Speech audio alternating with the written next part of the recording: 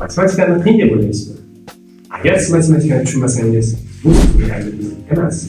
Shunchaki sizga to'g'ri yondashilmagan xolos. Har bir o'quvchi matematikani oson o'rganishi mumkin. Shunchaki unga to'g'ri yondashuv kifoya. Sizga bu gaplar oddiy matematika emasligini ko'rsataman. Kelinglar, quyidagi misolni yechib ko'ramiz. Bu yerda logaritmga doir misol berildi. Logaritm 7 asosga ko'ra 49. Ushbu misolni tez va oson usulda yechsa bo'ladi. Qani ketdik. 7 ni nechanchi darajasi? 49. Albatta, 7 ni ikkinchi darajasi 49. Demak, javob 2. Hurmatli o'quvchilar, diqqat savol. Ushbu logaritmga doir misolni o'zingiz yechib ko'ring va javoblaringizni kommentarda yozib qoldiring.